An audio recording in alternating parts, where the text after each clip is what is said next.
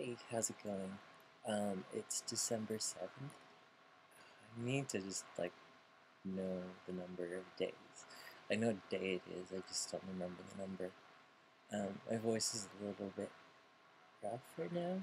Yeah, I said rough. I'm feeling a lot better.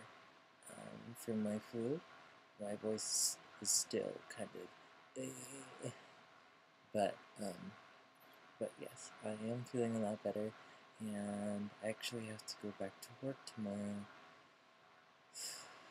Anyways, I've had 4 days of resting, which has consisted mostly of just NyQuil, eating, drinking, peeing, sleeping 8 hours, and then repeating that, and then doing that again for another 8 to 10 hours. And I feel like I've been asleep for the past 4 days, which is probably been true. So I am feeling better finally. And I did go out for a couple of hours just now, um, so yeah, I think I'm feeling a lot better. And so a little bit about my observations during the 10-day experiment deal with taking spironolactone, Spiro for short. That's what the cool kids say. Apparently, I was looking at other people's YouTube channels, and apparently the code name is just Spiro, which sounds so cool. It reminds me of the dragon Spiro. I hope it's a dragon. Any case, so yeah, it has had a huge impact. Um, and in terms of my, um, another thing, okay, before I get into that, I'm gonna get too excited. Okay, so as far as we'll stick with the thing I had in mind first, but with facial hair, my facial hair, I did just shave this morning, um, but it never, I didn't touch my facial hair for several days, and it never even reached halfway of its peak. So usually it'll go out a pretty good distance. It's just kind of strange. I don't have a lot of facial hair. It's usually here,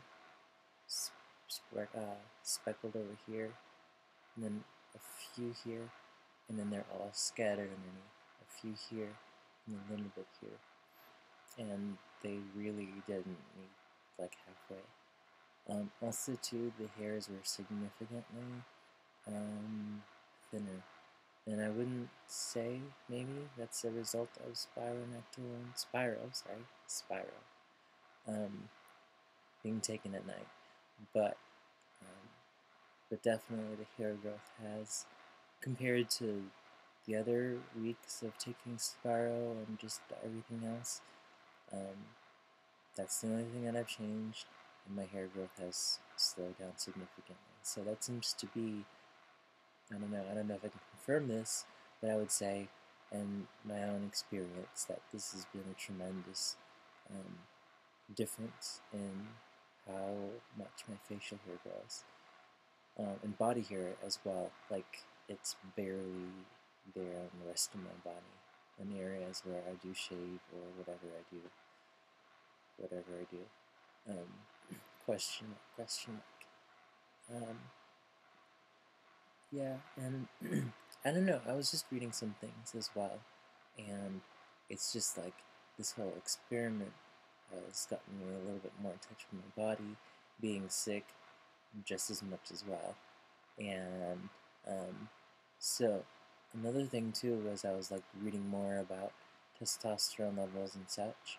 It's just that I need to confirm more of this, but in a couple of studies that I've read from the Mayo Clinic, um, it basically stated that testosterone has an effect on T cells and their immunity in general, and that it impedes um, immunity. So, as soon as testosterone levels drop down, your immunity kicks up, and things start to happen. So, I did. It's really hard for me to say. I'd have to get 10 flus in a row and compare them and have a control model. But compared to getting the flu the last time compared to just sicknesses I've had before, I would say that like it internally it never felt as bad as it did before in previous situations. Like I even worked through some of the worst days of my flu, which was a bad idea, like really bad. But even then, it never took over me in the same ways as it has before when I had the flu. So I don't know. These are, that might be a result. I mean, I do walk a lot and I do ride my bicycle a lot. Like my cardiovascular health, I'd say, is really strong. Um, but in any case, um, and I have stopped smoking, so that's another huge thing to take into consideration. So I don't know. But I can say this, like this time around, my flu um, didn't really, like the flu didn't really take over me as much. Now, I don't know if this is like, it's really hard to say as well, but like, did I feel better after I took Spiro? Did I, that, that's like something I really can't, pinpoint specifically. I did feel better in the mornings, and as the day went on, I did feel worse. So that would correspond with when I took my medicine, but it's still really hard to say. So those are some really interesting things that I found out, and yeah. Also too, with a smaller bladder, and when first getting the flu, I think like I would drink like half of a glass and then have to go to the bathroom like every 5 minutes. And it was just so frustrating. Like it was like something I've never experienced before. Like I'm just like seriously, I should just sit on the toilet and not leave. So it was just that frustrating. And I'm really fortunate for my roommates who were making me food, and they were also sick too. So they've been taking care of me, and some friends have dropped by with some food and some little treats. So it's been a very pleasant sickness as far as sicknesses go. Um, but yeah, and I don't know. Also, too, I feel like as I was sick, I was just thinking about how much more important it is now, um, especially with like a new set of like reactions happening in my body.